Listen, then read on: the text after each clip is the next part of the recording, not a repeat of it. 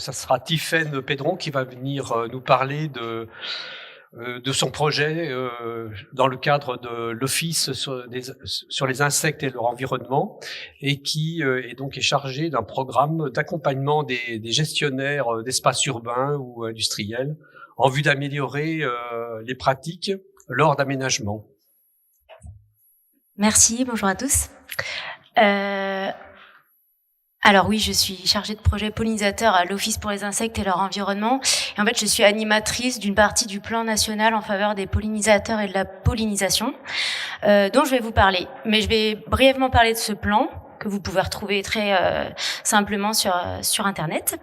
Et aussi, je vais plus focaliser ma présentation sur la mobilisation des acteurs de l'aménagement foncier.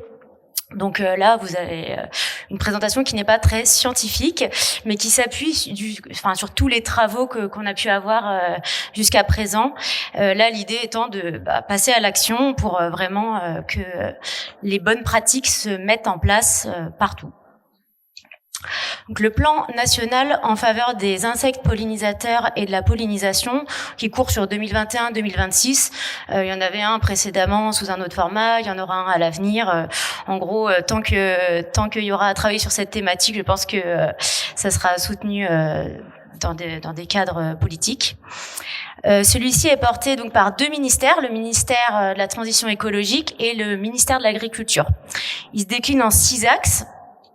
Je vais pas vous les balayer là, ça peut être un peu fastidieux, mais en gros, de façon assez logique, les axes qui relèvent de l'accompagnement des agriculteurs, des forestiers ou des filières apicoles, c'est piloté par le ministère de l'Agriculture, et les autres axes qui relèvent plus de la connaissance scientifique et de l'accompagnement des autres secteurs d'activité, donc non agricoles, relèvent du ministère de la Transition écologique.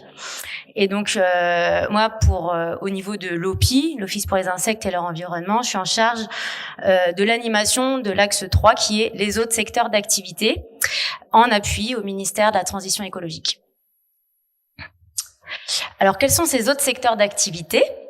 C'est tout ce qui va être secteur industriel, qu'est-ce qui se passe autour des entreprises, les infrastructures linéaires, donc qu'est-ce qu'on fait au niveau des bords de route, bords de voies ferrées, le long des lignes de transport d'énergie. Qu'est-ce qu'on fait au niveau des aménagements urbains ? On en a parlé juste précédemment. Au niveau des grandes emprises foncières, donc là ça va être par exemple, vous regardez un aéroport, il y a des grandes dépendances vertes tout autour. Qu'est-ce qu'on fait là-dessus ? Il y a un gros potentiel, les terrains militaires, etc. Il y a vraiment beaucoup de surfaces sur lesquelles il y a un potentiel d'action. Et dans ces autres secteurs, il y a aussi les aires protégées qui vont être les parcs naturels régionaux, les parcs nationaux, les réserves, conservatoires d'espaces naturels, etc. L'objectif, tel qu'il est cité dans le plan, c'est de doubler les surfaces favorables aux pollinisateurs d'ici 2026, donc assez ambitieux, dit comme ça, un peu compliqué à mesurer, mais je trouve que c'est un objectif qui est intéressant, formulé comme ça, parce que chacun peut se dire à son échelle, ça peut même être pour des particuliers qui ont un jardin, objectif, je vais doubler les surfaces favorables aux pollinisateurs. Donc ça, tout professionnel ou tout personnel peut se dire ça, et puis ça peut aller beaucoup plus loin, bien sûr, quand on se rend compte que les changements pratiques sont pas forcément si fastidieux, et puis que c'est assez sympathique d'avoir des aménagements favorables aux pollinisateurs, même pour nous. L'animation de cet axe du plan, elle se fait pas à une structure. Il y a énormément de structures qui sont sollicitées dans des groupes de travail, que ce soit des établissements publics, des associations de protection de la nature, des fédérations d'entreprises, les têtes de réseau des aires protégées, etc. L'idée, c'est pendant des groupes de travail, de recueillir les besoins du terrain pour mobiliser les acteurs de façon efficace, avoir des retours d'expérience de choses qui se font et qui peuvent être inspirantes, partager les actualités des recherches scientifiques notamment, et puis on sollicite aussi ces acteurs-là pour contribuer ou donner leur avis sur la création d'outils techniques d'accompagnement. Alors voilà, pourquoi on parle des aménagements fonciers. On a vraiment beaucoup parlé là même ce matin de l'agriculture, puisque l'agriculture intensive, pas tous les types d'agriculture, est le premier sur le podium dans les causes de déclin de la biodiversité de façon générale. Mais en fait, on voit bien que sur une marche du podium, il y a aussi l'urbanisation et l'artificialisation des sols. Et donc, en gros, chacun peut agir à son échelle. Bon, troisième marche du podium, c'est le changement climatique, mais en fait, c'est lié aux autres activités humaines. Mais disons que ça vient amplifier les conséquences sur les pollinisateurs. Donc moi, je vais vous parler de la deuxième marche du podium. Ce que dit la science, ce que disent les experts de l'IPBES, c'est que la destruction, la fragmentation et la dégradation de l'habitat, ainsi que les pratiques conventionnelles intensives de gestion des terres, ont souvent pour effet de réduire ou altérer les ressources alimentaires et de nidification pour les pollinisateurs. Donc rien de nouveau, ça a déjà été dit dans des présentations précédentes, mais au moins on rabâche bien le message clé. Il faut des ressources alimentaires et de nidification pour une grande diversité de pollinisateurs, et pour ça il faut faire attention à préserver des habitats naturels. Donc, quand on parle d'aménagement foncier, on peut se questionner sur comment sont gérés les espaces verts. Ça a été abordé par Alice précédemment, mais les accotements de voirie aussi, les dépendances vertes sous les lignes électriques, les talus de voies ferrées, les jardins autour des hôpitaux, les sites patrimoniaux. Enfin, il y a vraiment, comme je le disais en introduction, beaucoup de surfaces sur lesquelles on peut agir pour plus de ressources alimentaires, de sites de nidification et pour des bonnes connexions entre tous ces sites, parce qu'il faut pas avoir un site indépendamment des autres. Il faut que les espèces elles puissent se déplacer à l'échelle d'un territoire, et donc ça c'est les notions de trame verte et bleue dont je pense que vous avez entendu parler. Bon, là, je vais passer assez rapidement puisque ça a bien été évoqué aussi. Quand on regarde donc à l'échelle d'un site, on va regarder la gestion qui est faite de la strate herbacée. On va regarder les espèces qu'il y a au niveau des arbustes et des arbres, en essayant d'avoir une bonne proportion d'espèces qui sont endémiques, donc vraiment qui ont coévolué avec les pollinisateurs présents localement et donc qui vont bien répondre à leurs besoins et être calés sur leur cycle de vie, leur cycle de développement.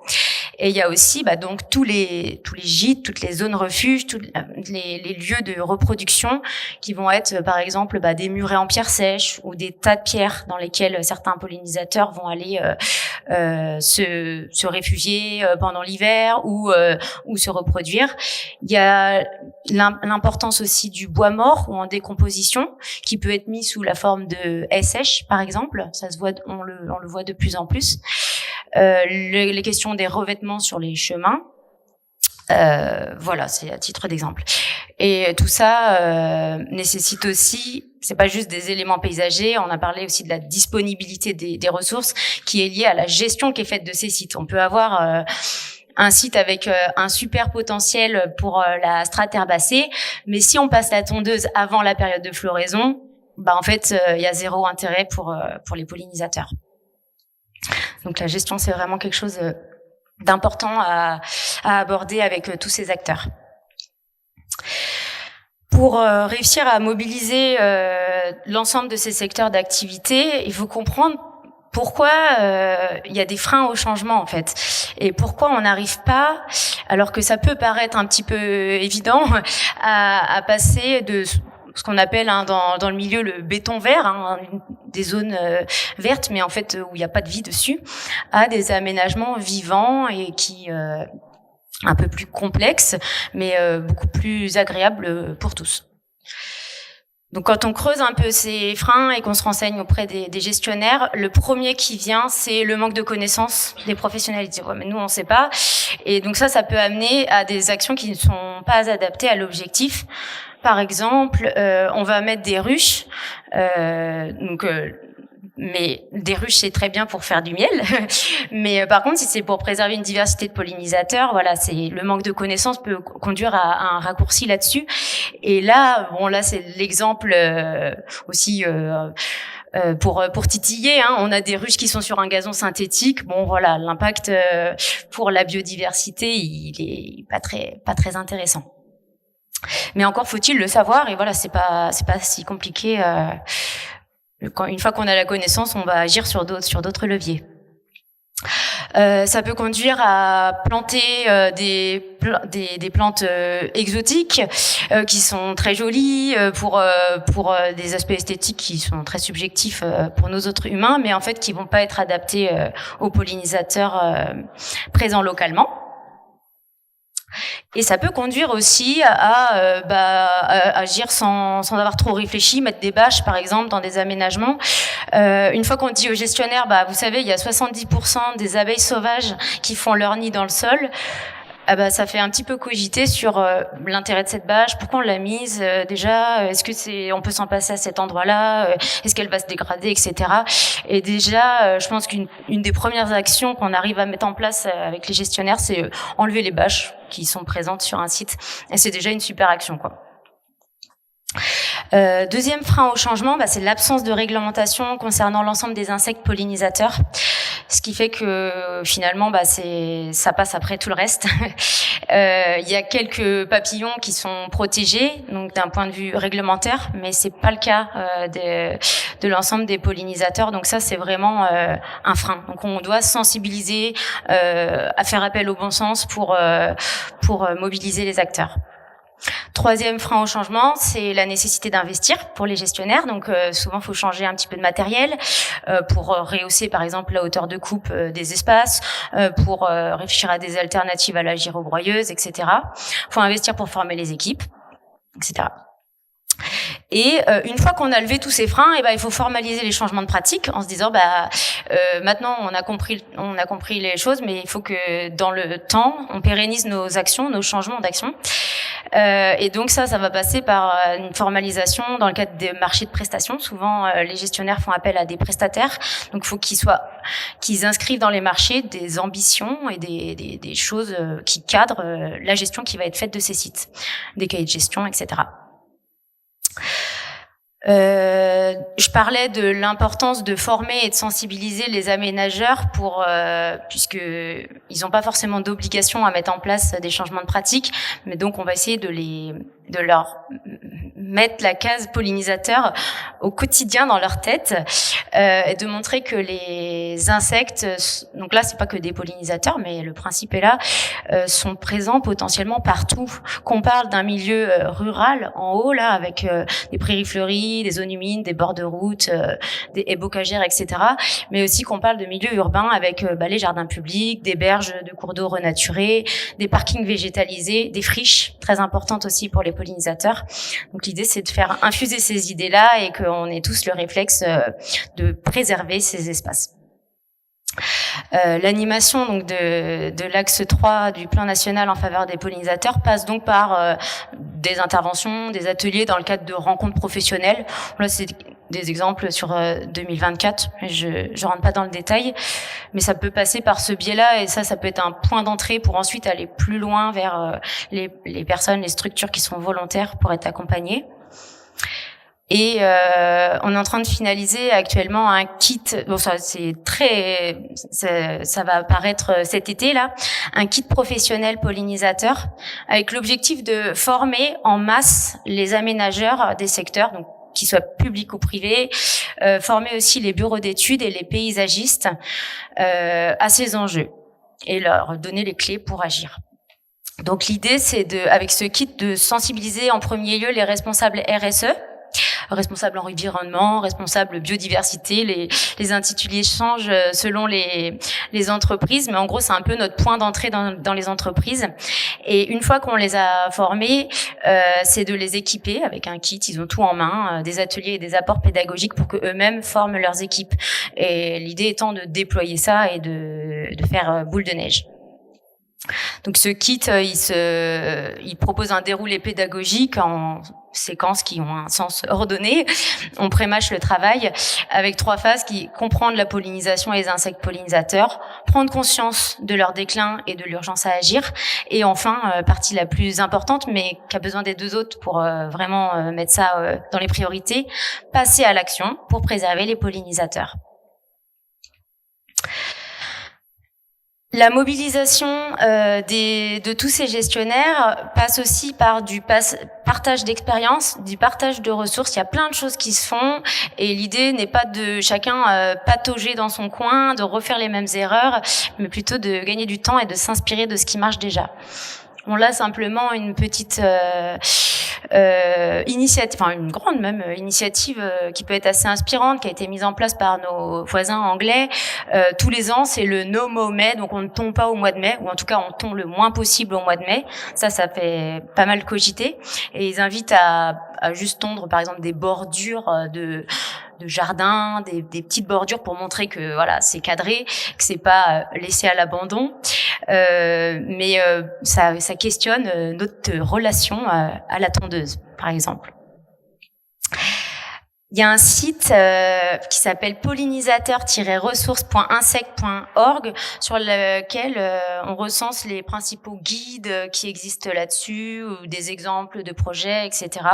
Vous pouvez y faire des recherches par mots-clés si vous avez une idée précise de ce que vous cherchez, ou par filtre. Et si vous n'avez pas du tout d'idée précise, les 10-12 premières ressources qui apparaissent sont des coups de cœur, donc vous pouvez commencer par ça.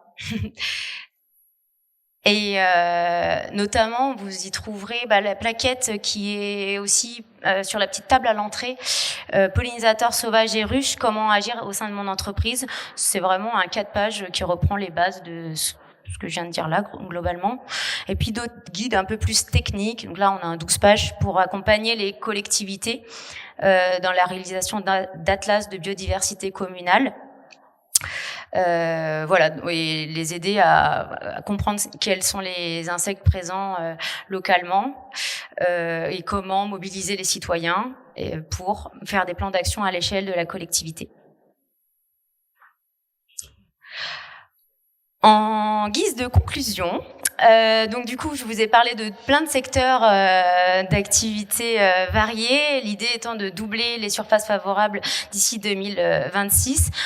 Tous les moyens sont bons, donc formation, sensibilisation, accompagnement, rabâcher les messages clés et voilà, faut pas s'interdire aussi des petites touches d'humour de temps en temps.